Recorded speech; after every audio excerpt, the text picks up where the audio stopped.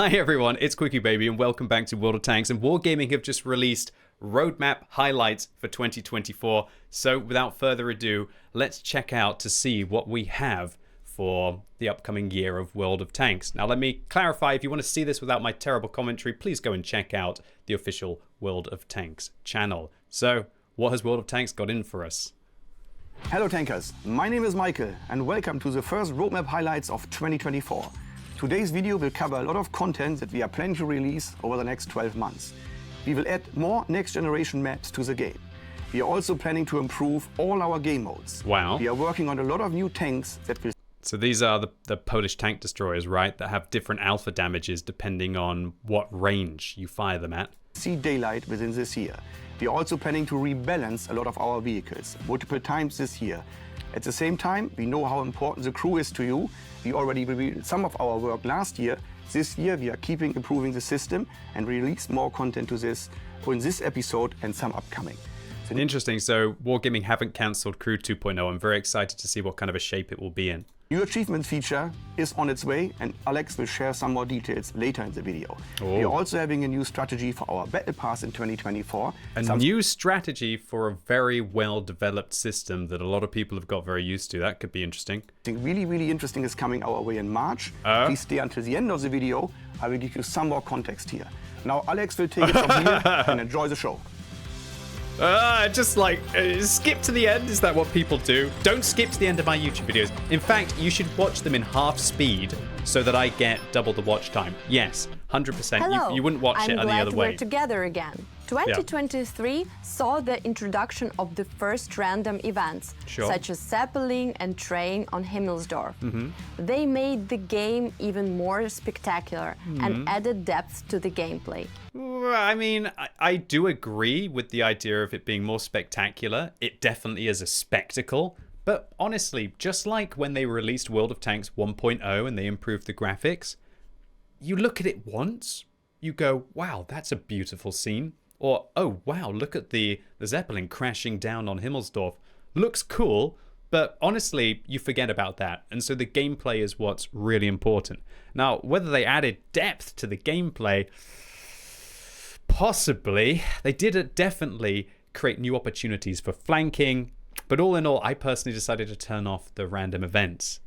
Mostly because just the lack of variety, and it was the same maps again and again. I know that's an issue that they fixed, and so it'll be very interesting to see what happens if they flesh it out and add more maps to the rotation pool, and whether they truly will be random or not.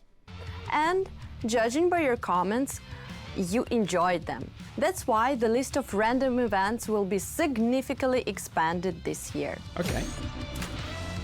Show us. We plan to add new scenarios for 6 maps. Great. Cliff, Karelia, Pilsen, Redshire, Siegfried Line, and Malinovka. Interesting. For example, on Siegfried Line, planes will bomb the town. Okay. This will affect the overall state of cover. On Malinovka, a plane crashes into the hill, hitting the windmill and creating new defensive and offensive opportunities. I mean, I can understand why they might want to improve the defensive capabilities on the hill, because quite often it does turn into one team overwhelms the other.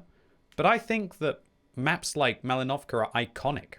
I enjoy the gameplay, even later on when you're trying to dig people out of the woods. I think it's enjoyable. I'm very concerned that these random events will just either speed up the map too much or even just hurt the kind of the flow of the battle that we already have. But we're just going to have to test and see. As you have seen so far, events will have an impact on battle conditions. A significant and create new tactical opportunities. They do, even yes. on maps you've learned like the back of your hand. There's nothing wrong with knowing maps like the back of your hand. That's the fundamental of the gameplay. Okay, that's it. That's all they're going to tell us. Recon missions continue the idea of random events, making the game environment more interactive. Okay. We don't just want to test maps, but also the way players interact with them. Okay. The interactive environment in recon mission launches will allow players to interact with various elements of the map more actively. You'll be able to affect game objects more and adapt the environment to your liking. This may be This maybe. Okay, the idea that you can decide when to blow up the hill to escape, that's interesting. Okay, but please, Wargaming, don't turn World of Tanks into a game where you wait and you shoot a barrel, okay? It is a mechanic in a lot of video games. I really don't want to see like AoE nukes on the map inside the random queue. I think that'll be horrific. But the idea of blowing up cover to be able to then escape, while it also opens up the area for the other team, is interesting.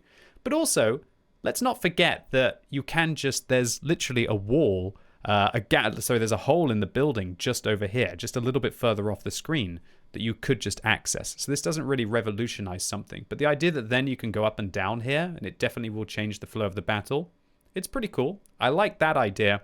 I don't like the idea of burning barrels, though. Pretty mad for that to happen. In 2024, you can expect continuous development to your beloved arcade cabinet. There'll be familiar night battles with modified view range and concealment parameters. Why? You can count on experiencing an overwhelming display of fire, featuring the excitement and chaos of multi-barrel and salvo-firing tanks in aptly named Overwhelming Fire. This arcade game mode, I'm kind of a little bit confused. I wonder, is Wargaming just using it as a testing bed for their ideas, or are they making it so that it's fun for us to play? If there's one thing I must say to Wargaming that I would really like them to do, is please change the win requirement to just play games requirement. Get rid of the horrible win scenario that you have inside it. Make it so like the top 10 players progress, because at the moment, just having to suffer and try and play intelligently, but then not get any kind of progress with it once you get a loss is disgusting. So Wargaming, please consider changing the way that you earn bonds inside Arcade Cabinet for this year. Additionally, you can look forward to more lighthearted festive fun in the Winter Arcade at the end of the year.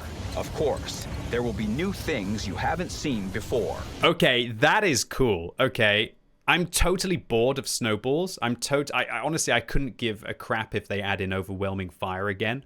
However, this could be really fun. The idea of testing out physics or having like crazy maps that you have to try and progress and drive through to actually improve the way that you interact with terrain, that could be very interesting. We're currently researching different approaches to map design to make something very unusual and very arcade-like. That could be cool. This work will allow us to bring you a fun game experience. Yeah, that could be fun. Tank gameplay in a new light. Honestly, this kind of looks like Fall Guys, but in World of Tanks. That could actually be legitimately really fun. I can imagine this playing with a bunch of friends. Could be hilarious. And can you imagine having like a platform that slowly gets slower and having to try and shunt allies off? That could actually work out quite well. Many people enjoy farming in Frontline. Of course. And so do I. Yes. Now we've made it even more interesting with the dynamic scenario system. Dynamic. Each scenario has a set of rules that can change the course of the battle. Sure. One of the 3 scenarios is assigned at the start of the battle. All of them affect combat reserves because we don't have enough RNG in World of Tanks. Now, when you sign up, you're going to get a random effect. Playing the game mode that they quite correctly said people like to farm Frontline. And when there's like random elements as to what kind of reserves you're going to get, or how long the cooldown is going to be, I understand they want to try and add variety to Frontline to mix it up a little bit. There's only 3 maps. So if they have 3 maps and then 3 different modes inside it, then there's 9 different possibilities. And then sometimes you're attacking and defending 18 different possibilities. It definitely adds the variety, but I'm really not sure about this whole Twist of Fate shenanigans. Sometimes it's quite nice to set your vehicles up, to know what you're going to play, and just be able to kick back and relax in Frontline and not have to stress about which upgrades you're going to take as you go through the game. In a different way. Standard battle means the usual Frontline rules, where combat reserves have their standard cooldown time. The operational support scenario accelerates the cooldown time for all combat reserves. This means more dynamic battles and more abilities being used. Finally, the twist of fate scenario allows you to pick one of... Just to say, with this one, the whatever they were calling it, the operational support, you can sometimes spawn with a minefield.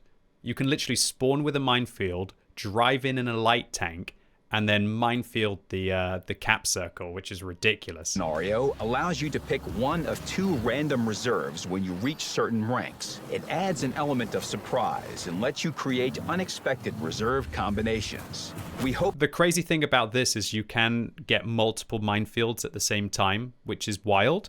But it also means that sometimes you feel like you just got unlucky with your progress inside Frontline, which can be a little bit frustrating. The scenario system adds some zest to every battle you play. Modes and events are just part of this year's content, but that's not all. 2 new tech tree branches are coming soon. Lovely. Polish tank destroyers for close combat. Lovely. And Czechoslovakian light tanks with autocannons. That's going to be fun. The Polish tank destroyers not only share a visual and tactical resemblance to the Object 268 branch, but also embody the delicate balance between armor and mobility, coupled with formidable firepower. However, some distinctive features set them apart, such as a novel mechanic. The deep rifling of their guns is tailored for a specific shell type. The closer you are to the enemy, the higher the damage. At a distance of up to 50 meters, the gun will cause maximum damage. As the distance increases, the damage progressively diminishes. I've already talked about this tank in great detail with the super test statistics, so if you want to find out about the tier 10, that's available on the channel. While these new tank destroyers may lack effectiveness in long-range engagements, they become truly devastating in close combat. I think they're devastating. I think it was 800 alpha up close, which isn't really that much more special. But sure, they do have the best damage per minute at close quarters, but they quite rapidly become awful at long range. Branch begins with the 25 TP and includes... All right, uncheck accelerated crew training in your 25 TP. 6 vehicles that gradually unveil the unique attributes and strengths of the new assault vehicles. So it sounds to me that Wargaming are definitely planning on putting the Polish tank destroyers in before the Czechoslovakian light tanks. So get a little bit of XP, probably about 20k, 25k in your 25 TP, and then you'll be ready to jump straight to tier 5 at the beginning of the release. I'd love to tell you more about Czechoslovakian light tanks, but they're currently under active development. All I can say is that they will be armed with guns with an automatic firing mode. Yeah. They should definitely offer something unusual. Okay. So it'll be very interesting to see which one of the overwhelming fire things that they go with. They could have just an infinite magazine that just has a cooldown like a heat bar, and then you can burst it and then you just wait, burst it and wait, and burst it and wait. I think that would be the most interesting for me personally. If they make it so that you've just got a magazine and a heat bar, I don't know. I really hope they do something very different with the Czechoslovakian light tanks. I think recently Wargaming haven't been very bold with their new tanks that have been going into the game. Now, let me clarify. I'm not saying that I want them to be overpowered. I just want them to be able to do something new, something fresh. Some tanks have been in the game for many years, and we haven't forgotten about them. Really? The balance department is constantly working to improve the game's quality. And they have 2 rebalances for you this year. Great. Now, we can tell you about the first one, which is coming this spring. What's happening? The upcoming rebalance will bring changes to 4 Tier 10 vehicles and their branches. The Super Conqueror has been highly effective and hard to counter for a long time. We will keep its strengths, though planned changes will make it easier to play against. Looks like they might be nerfing the Super Conqueror for sure. Whether they're going to focus on the firepower or they're going to make a weak point on top. What are they showing with this 1000 damage shot on the top of the tank? That's all they're saying? The Contra Caro Wow, Super Conqueror nerf. 3 Minotauro is as difficult to crack when it's hull This down. has to be enough. This has to be enough. Will see changes to its armor to make it easier to counter in such situations. Good, it's OP. Oh, what? No, you can't make it so they can just shoot heat through the front. No, Wargaming, don't be stupid. What you should do to the Minotauro is you should actually make the weak points on top weak points. That's what you should do to the Minotauro. Don't just kill the turret front. Make the top weak points. Please, don't be silly. We don't want people to just have to load gold to go through the turret front and make it like a mouse within that regard. Put blooming weak points on top of the tank. You've got them already there. You just have to make them weak points. This is the only one that's a weak point at the moment, the one that's in the middle at the back. These two are unused. They're already in the game. You don't have to make them. You don't have to change the model. Just make those weak points if you need to. The Panzerkampfwagen 7 has been clearly outmatched by many of its heavy counterparts. No! It's not that bad, dude. Dude, I packed 65% win ratio in this thing, or like 63% win ratio. It's a beefy boy. I think it's very good.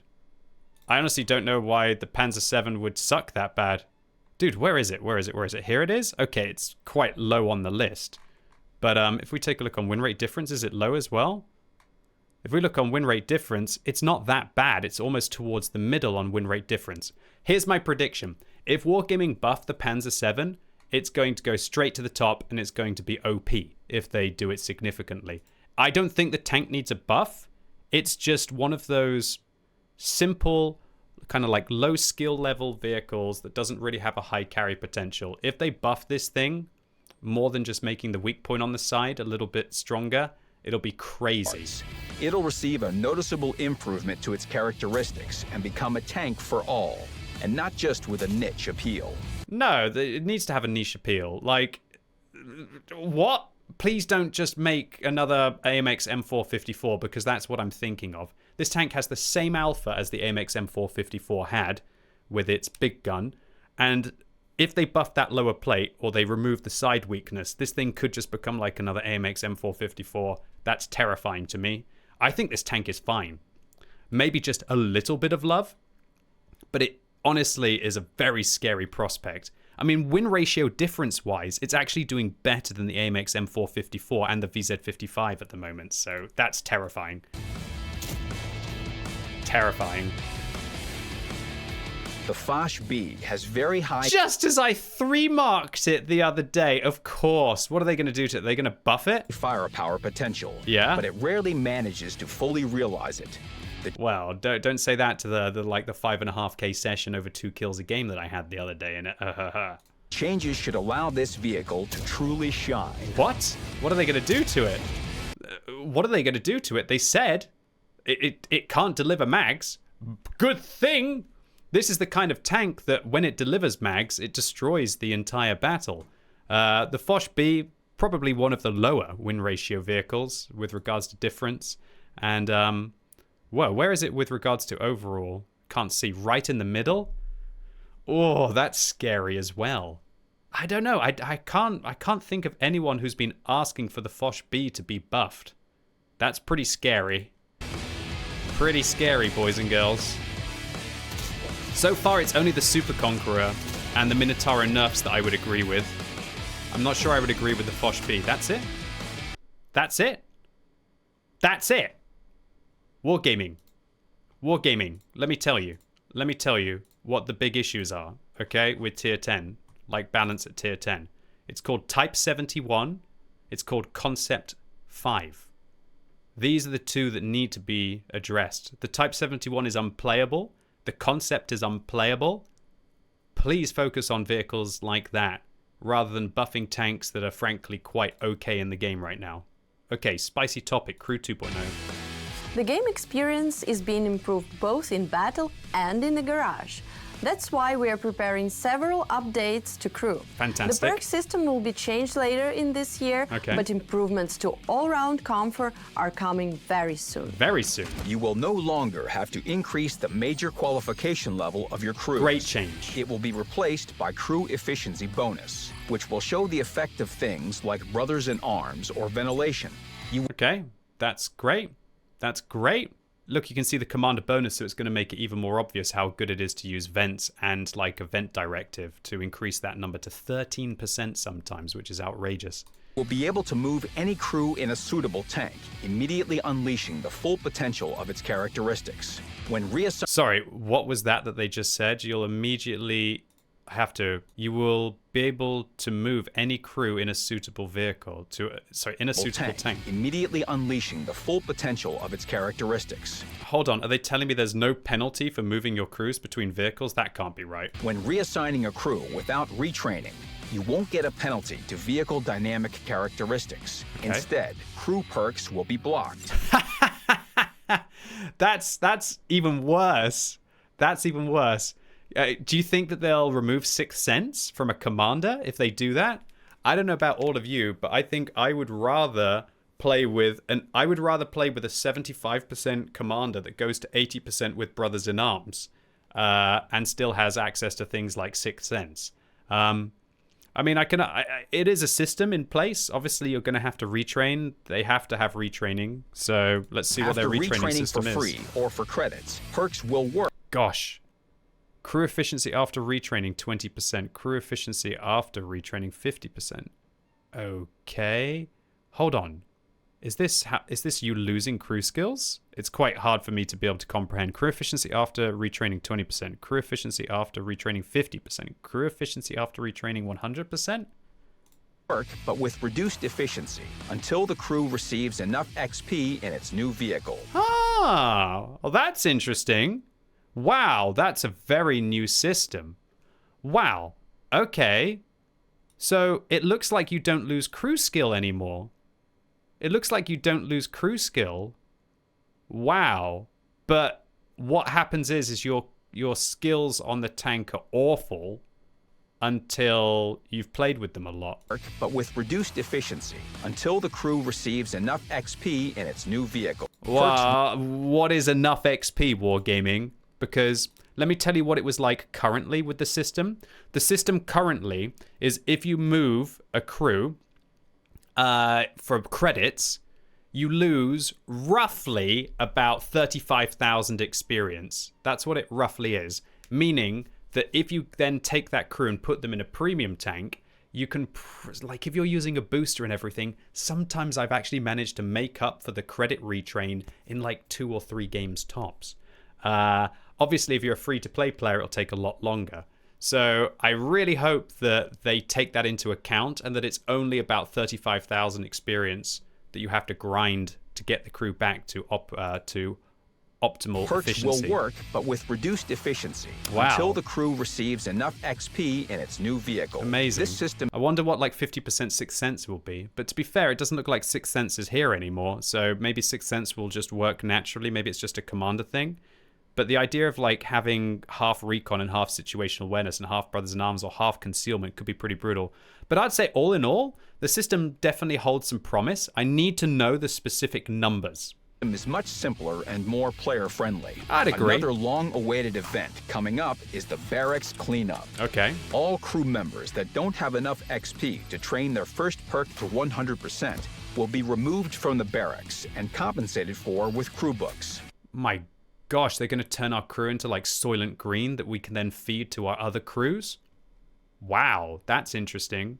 So did they say all crew members that don't have 100% they'll just Soylent Green them down? Wow, I can't wait till Igor and Hunter get ground into dust to be able to fed to somebody else inside my garage. You know what? That's pretty cool. I like that. Kind of worries me about 0 skills. But look, it says here, do not have a 0 perk. And are not unique or rewarded characters. Okay, so don't think you can go and like melt me down. All of you out there who have got all the QB commanders over the years for free from my Twitch drops, don't go and try and melt me down and feed me to someone else, okay? Good God. First perk to 100% will be removed from the barracks and compensated for with crew books. Interesting. I hope this is generous.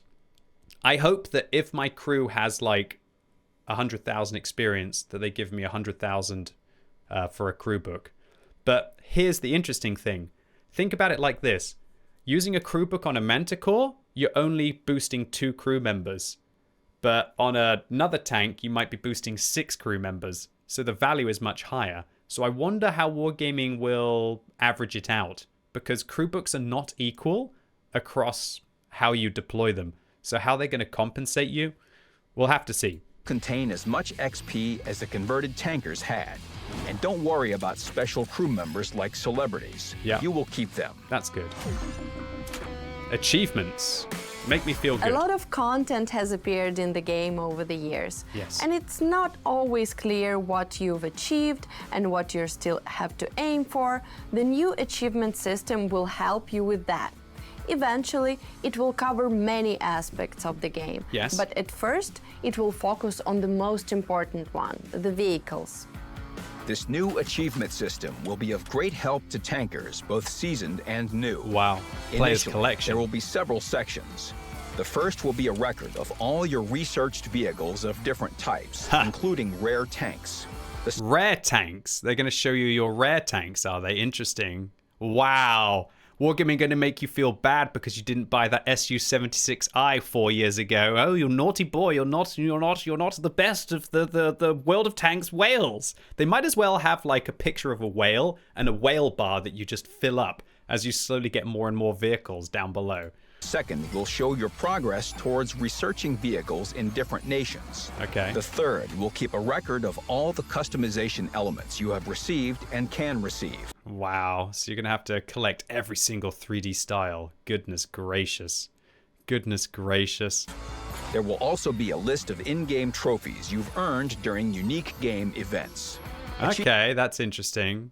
Although it'll probably feel a little bit bad to think that you didn't get like that Onslaught legend or whatever, but oh well. During unique game events. Gotta get them all. Achievement hunting is fun, but it's even better when you get a reward for it. Oh, rewards. For some achievements, you'll get valuable items, such as rare dog tags. Huh. Each achievement point adds to your progress. This will help you evaluate your overall success status. Success status. Who's gonna get the Omega Whale trophy? I can't look at that Mark tank that's on top of the trophy without thinking kind of like it's like a Land Raider from Warhammer 40k. But I digress. Get back on it, QuickyBaby. With your friends. I understand the Mark was there before Warhammer was. I'm not suggesting the Warhammer influenced British tank design. Okay, what plus? Come on. We've got more good news for you. Yeah? A trial period will soon be available for What Plus. You will be able to check out its advantages for free. Gold Reserve, an additional map exclusion slot, free demounting of equipment, intensive crew regimen, and a TS-54 for rent. Imagine how much that will affect the credit auctions. Let me tell you, one of the things I'm immediately thinking of is that if everybody gets access to the demount equipment, in theory, what they could go in and demount all of their equipment, and they could sell it all to have like 100 million credits, and then they could spend it all on the next credit auction, like this idiot did. I ended up spending 125 million credits that I didn't have because I demounted all of my equipment, and I spent it on the T-77, the T-22 medium and the Qilin when they first came out, thinking this is my only chance I'm ever going to have to get them. I got to get it now. And then I was in credit poverty for like a year or two afterwards. Oh man, it's going to be really brutal for people who then take this trial, they demount their equipment, they sell it, and then afterwards they don't want to pay Wargaming the $8 a month or whatever it costs to get What Plus, and now they can't play all their vehicles without equipment. Oh god, people are going to be so greedy, let me tell you. Battle Pass, okay. So guys, now I want to talk a little bit about the Battle Pass. Yes. First news, it's gonna happen. We have actually 3 wonderful Battle Passes prepared for you for this year. You're telling me it's gonna happen? Sorry, I've got to stop being so sarcastic. First one is actually happening in March. I'm looking forward to it. I can't reveal right now what kind of collaboration we are working on, but it will be very, very interesting, and I hope you guys will enjoy it. Well, it's going to be more interesting than the June collaboration that we have right now. Okay, interesting. The next one will be in June, dedicated to D-Day. Wow. An 80th anniversary that's actually happening this year. So we will have a dedicated Battle Pass chapter as part of the history, covering a lot of different beats regarding the D-Day or Normandy campaign. Great. And we have a last one towards the end of the year, which I can't tease too much of right now as well. Yeah. But let me tell you that it's related to a very famous game mode, and we have something really, really good cooking. So thank you, and I hope you will enjoy it. Maybe Two new Tier 9 of a famous game mode. What game modes have we had that happened around that time of year? Could it be Murney? Last Waffenträger? Christmas Battle Pass? Hard to say. Maybe. Special vehicles will be available in the Battle Pass store. The TT-130M is a Czechoslovakian heavy tank with jet boosters. What? What? Finally they did it. One of my biggest critiques of last year's Battle Pass was, if anyone remembers, I can't even remember what the tank is called. Is it the BZ-58-2? Is that what it's called? You know what I mean. The Chinese BZ at tier 9 that you could get last year that doesn't even have bloomin' rockets on it. So what's the point? What's the point? It was just this lame Frankenstein tank. It had the turret of a 50 TP welded onto a tier 7 Chinese hull. What's the point of it? There is no point of it. So looks like Wargaming are going to be recreating the BZ-68, I guess, in the form of this tank. Be able to accumulate tokens for it, starting in the first season. What's that? And the new main annual reward. TS-60 is a turreted tank destroyer with high damage per minute. What? Start saving up for them in the upcoming season. What tier is this? Twitch, what tier is this? Is this in the game right now? Does anyone know what it is? What tier is it? Tier 9 US? Okay, I'll go take a look at it. Is it in the game already? Is it this? I haven't seen this. What? 3,200 DPM? Now we're talking. 1.7 seconds aim time, bad accuracy, good turret traverse dispersion. Just to clarify it, these statistics may or may not be final. I'm just looking at what's happening on TanksGG and getting a rough idea. Does it have armor? It has pretty okay turret armor and 7 degrees of gun depression and a good upper hull when you're angled like that. And it has 80 millimeters of side armor. A semi-traversable turret. Reminds me a bit of a T-28 within that regard.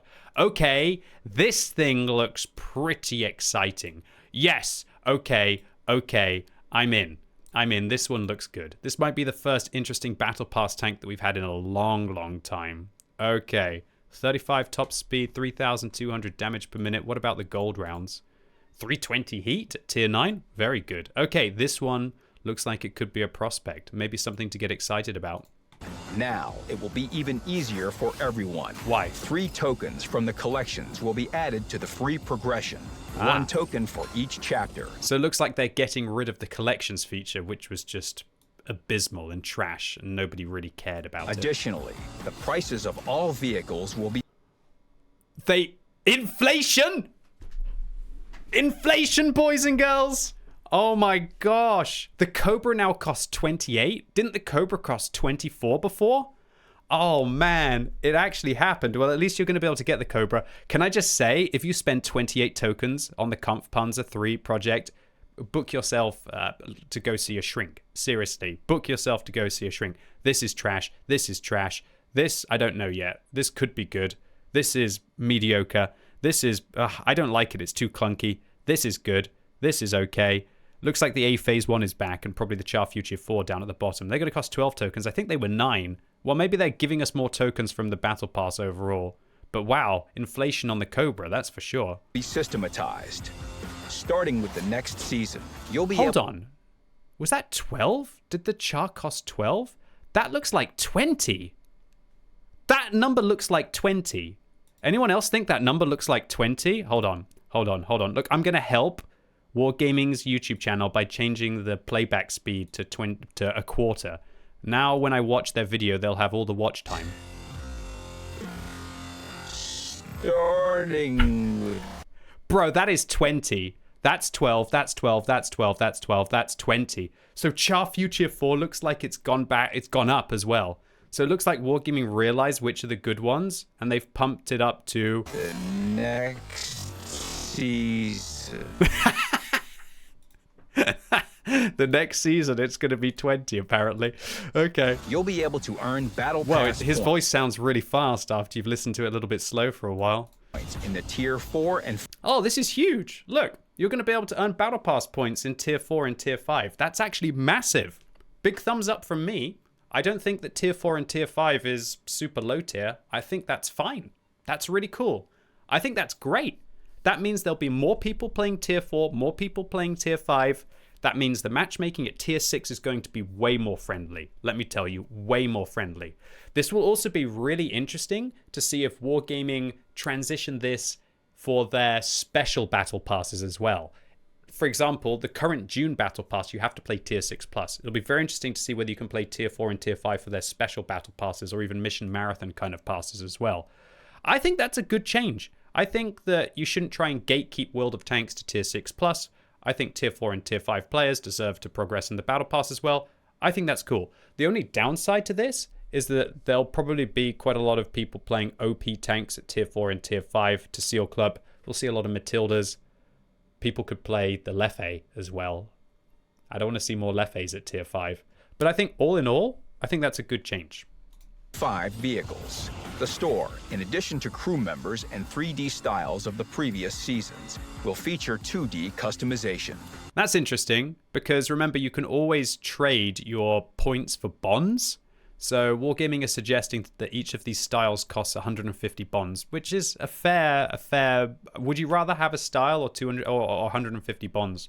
I'd probably get one of each, but I wouldn't get more. All right. That's all for now.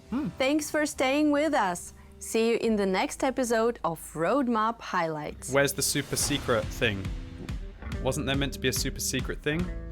Hold on, I'm confused. What did I get excited about and wanted to skip to the end of the video? What was the thing that I was excited about? Was it the new tanks? Have I missed anything? I don't think I have. Anyway, there you go.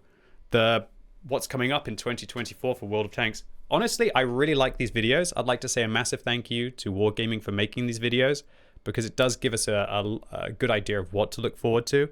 I think this one, there's enough new stuff to get excited about. And thumbs up to Wargaming for not just saying, Murdy is coming, like Frontline is coming, or Waffenträger is coming. We know that, Wargaming. Show us the new stuff. And I think you showed us enough new stuff in this video. I'm quite hyped. I think that even the Battle Pass tank, that crazy American TS-60, looks like it's going to be worth picking up. Quite looking forward to the 2 new tech trees as well. I think that the Polish tank destroyers could end up being quite disappointing if they don't make changes to it. But I think that I just pray that those Czechoslovakian light tanks are going to be cool. And one of my favorite things was the arcade cabinet right at the end. I genuinely think that this could be just so fun and the kind of hilarious activity that your friends would like to go into. Imagine like Fall Guys for tanks. That could be brilliant. So all in all, big thumbs up to Wargaming. I think they're doing a great job, more or less. There are a few pitfalls that they could fall in that I've mentioned in this video, but we'll have to see what happens with 2024. Anyway, ladies and gents, boys and girls, that's it for me today. Really hope you enjoyed this video. If you did, give it a thumbs up. If you hated it, give it a thumbs down. And let me know in the comments down below if there are any things that you are looking forward to or you're not looking forward to that could come up in 2024 for World of Tanks. And as always, thank you so much for watching. You've been epic, and hopefully I'll see you soon.